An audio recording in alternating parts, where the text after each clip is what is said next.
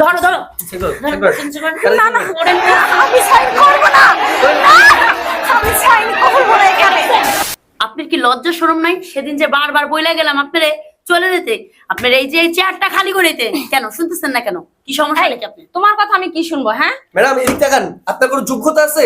আপনার এখানে বসার কোনো যোগ্যতা আছে? আপনি আসছেন তো কোটার বলে, আপনার নিজের কি যোগ্যতা আছে? আপনার দাদা ছিল মুক্তিযোদ্ধা, বুঝলাম না, আপনি কি? হ্যাঁ আমি আমার যোগ্যতা এখানে চাকরি ঘোড়ার নিয়েছি। ডিম। এই আপনার যোগ্যতা চাকরি নিছেন আপনি? দাদার কোটায়। এই আপনি দাদার কোটা আপনি পার, আপনি বাপ দাদা আপনি কিভাবে পারেন? সুন্দরভাবে এখানে সিগনেচার করে চলে যান। না না আমি এখানে সিগনেচার করতে যাব কেন? কি? হ্যাঁ চাকরিটাকে আমারে তোমরা দিয়েছো যে তোমাদের কথায় আমি সিগনেচার করব? আরে আপনি চাকরি পাওয়ার কি যোগ্যতা আছে আমাকে বলেন? আপনি কতটুকু পড়াশোনা করছেন? আমার আপনি কতটুকু পড়াশোনা করছেন? এসএসসি পাস সব জানা শেষ আমার, বুঝছেন ম্যাডাম? বহুত মুখ নাড়াইছেন, চোরের মার বড় গলা, একটা কথা হবে না। বাইরে শুনছেন, শব্দ শুনতেছেন, বাচ্চারা কিভাবে চিল্লাচ্ছে, কত দেখ যাচ্ছে। করেন সিগনেচার। উফ ছাড়েন তো আমারে, তাড়াতাড়ি রুম থেকে বের হয়ে যাও। আমরা বের হলে আমি পদত্যাগ করব না। আমরা যদি বের হই আপনাকে এখান থেকে কেউ বাঁচিয়ে দিতে পারবে না। আমরা তাদের প্রতিনিধি হয়ে আসছি, আমরা বলতেছি আপনি সাইন করেন, সুন্দর মতো চলে যাবেন, আদারওয়াইজ আপনারা কিন্তু কেউ আটকে পারবে এই না। বসেন, সিগনেচার করেন। সাইন করেন। সূর্য আঙ্গুলে ঘৃণা উঠলে কিভাবে আঙ্গুল বের করতে সেটা আমাকে জানো। সিগনেচার করেন বলছি। না না না আমি এটা করতে পারবো না। তোমাদের কথায় কেন আমি পদত্যাগ করব? হ্যাঁ তাই না? আপনার ভালোর জন্য। স্যার, আসসালামু আলাইকুম। আসসালামু আলাইকুম। হ্যাঁ, কি সমস্যা কি? ওনার কি যোগ্যতা আছে এটা আপনি ভালো করে জানেন, আর আপনার কি যোগ্যতা আছে এটা আপনিও জানেন। উনি কি এই চেয়ারে বসার যোগ্যতা? এই বাইরে কি স্লোগান এসেছে?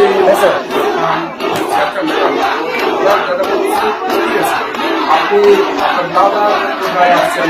যোগ্যতা নিয়ে তো আসা উচিত ছিল। এটা তো একটা শিক্ষা প্রতিষ্ঠান, তাই না? এখানে যারা স্টুডেন্ট তারা তো তাদেরকে তো প্রকৃত শিক্ষাটা দিতে হবে। আপনি কি করতেছেন এটা কোনো ইয়ে আছে? মানে দেশের সংস্কারের কাজ চলতেছে, ঠিক আছে? এখন ওদের ন্যায্য দাবি, এখানে কিছু বলার নাই ম্যাডাম।